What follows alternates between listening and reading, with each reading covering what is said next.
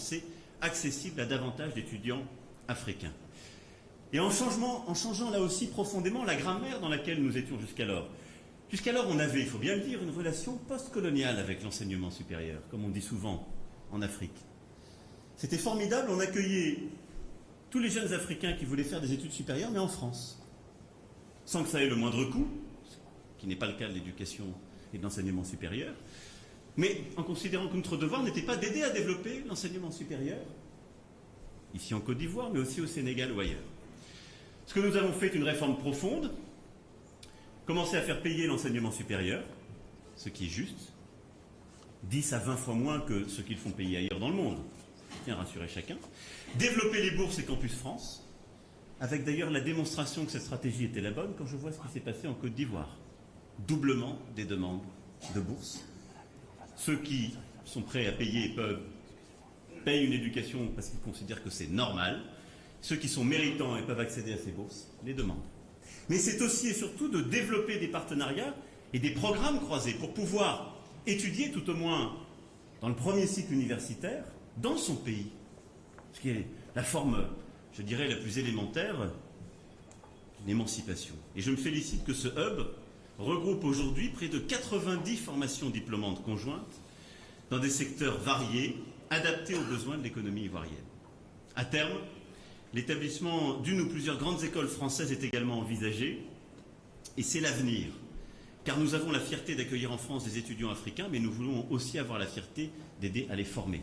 Quand on a plus des 3/4 de la population ivoirienne qui a moins de 35 ans, on voit le défi démographique qui est ici présent et la responsabilité qui est la nôtre.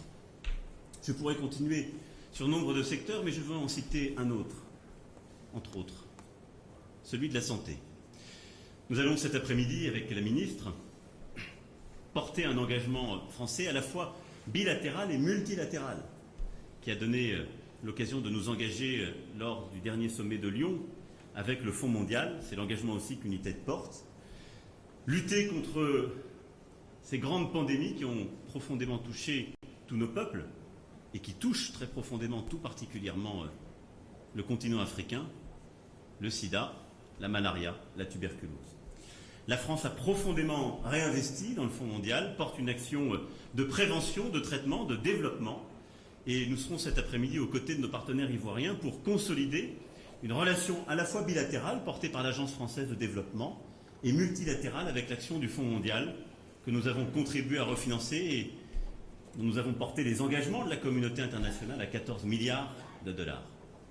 C'est un engagement essentiel, là aussi, qui scelle ce partenariat porté par beaucoup de chercheurs, d'académiques, d'entreprises et de start-up, je sais, ici présentes. La culture, évidemment, tresse aussi notre relation et je me félicite que des écrivains, scénaristes, réalisateurs, chanteurs, galeristes puissent ici, soit en m'accompagnant, soit en faisant vivre cette relation toute au long de l'année, faire croiser nos imaginaires. Je le dis et je le crois très profondément, c'est essentiel que nos pays et nos peuples continuent de mieux se connaître, mais également de tresser des projets communs, qu'il s'agisse de production cinématographique, qu'il s'agisse d'exposition des peintres ou des sculpteurs, ou de projets d'urbanisme. C'est d'ailleurs ce qui sera au cœur de notre saison culturelle qui commencera en juin prochain, avec un engagement de nos artistes, des artistes africains, et une présence que je veux massive dans tous les lieux de l'excellence française, des artistes africains et de cette nouvelle génération. Nous en avons besoin. L'Afrique en a besoin et la France a besoin de mieux le connaître. Les binationaux, comme les enfants issus de l'immigration en France aussi, le veulent. Mais surtout, nous avons à continuer à bâtir dans cet entre-là. Et cet esprit, c'est celui que nous avons porté ce matin à Koumassi. Qu'il s'agisse du sport, de l'éducation, de la culture.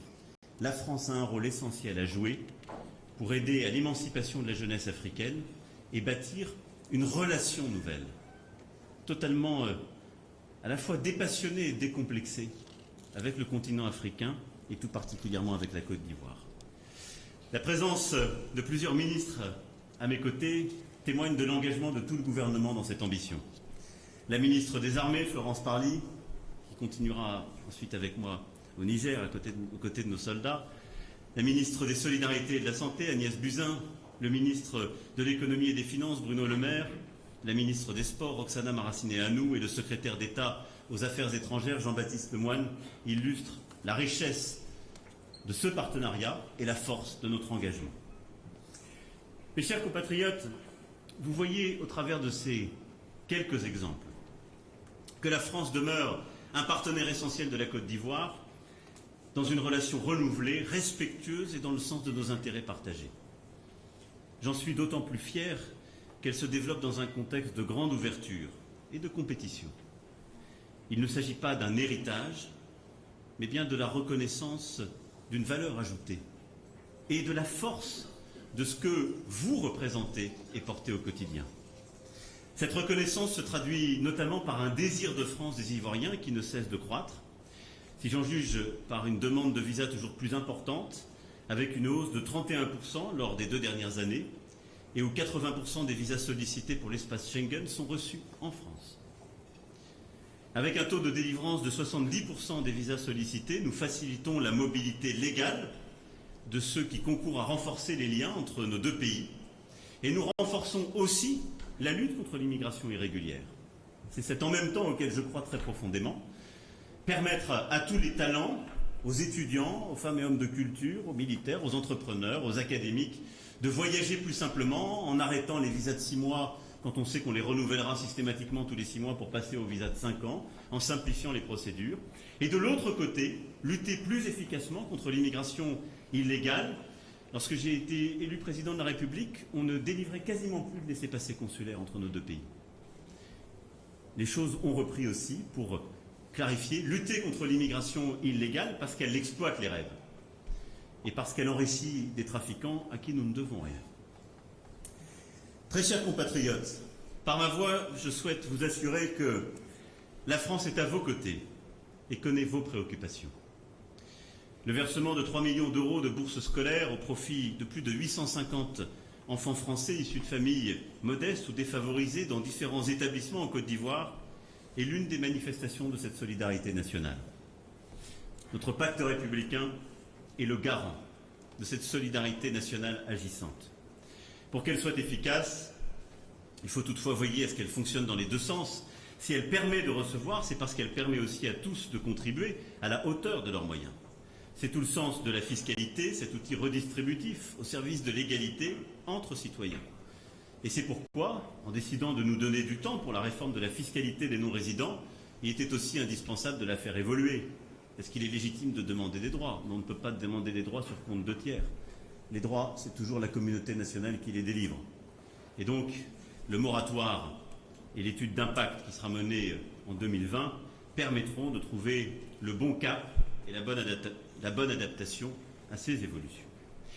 Je sais aussi votre inquiétude sur certains sujets qui sont très particuliers et ne touchent que les Françaises et les Français expatriés, en particulier vous qui vivez ici. C'est le sujet de la débancarisation. Et tout particulièrement de la débancarisation par des banques françaises. Je vous le dis très sincèrement, cette situation est inacceptable. C'est pourquoi j'ai demandé au ministre Bruno Le Maire, qui m'accompagne, non seulement de trouver une solution, mais de convoquer à cette fin les banques françaises, qui sont heureuses, à juste titre, de trouver l'État français pour les accompagner dans les projets à l'extérieur, pour trouver des beaux projets de financement, pour les accompagner. Il est anormal que les Françaises et les Français ici soient amenés à aller vers des banques étrangères parce qu'ils sont abandonnés par les banques françaises.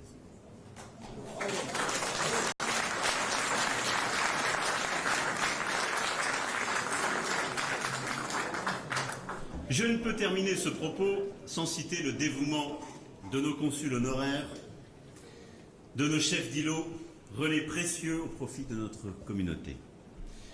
Je tiens aussi à rappeler qu'en mai prochain, vous aurez à élire vos nouveaux conseillers consulaires et je vous engage à aller voter, à apporter ainsi votre contribution à l'enracinement des valeurs républicaines et la vitalité de ce que vous représentez, de ce que nous portons. Chers compatriotes, chers amis, je sais que les élections présidentielles en Côte d'Ivoire prévues à la fin de l'année 2020 suscitent parmi vous des interrogations, peut-être chez certains des appréhensions. Je suis pour ma part confiant dans la volonté et la capacité du peuple ivoirien à franchir dans la paix, cette étape importante pour la démocratie ivoirienne. La Côte d'Ivoire doit continuer d'ouvrir de nouvelles pages prometteuses et demeurer un modèle pour le continent. Je sais qu'elle en est capable et qu'elle en a la force, et nous ferons à notre place tout ce qui aidera à aller en ce sens. Je souhaite que notre relation avec la Côte d'Ivoire continue d'être un exemple de ce partenariat renouvelé que la France a noué avec l'Afrique. Que nos échanges, qui reposent sur des valeurs communes, restent tournés vers l'avenir. Ensemble, par nos liens humains tissés entre Français et Ivoiriens, je veux que nous continuions à encourager cette Afrique jeune, dynamique, ambitieuse, celle que vous portez et que vous représentez. Et je vous en remercie. Vive la Côte d'Ivoire! Vive la République! Vive la France!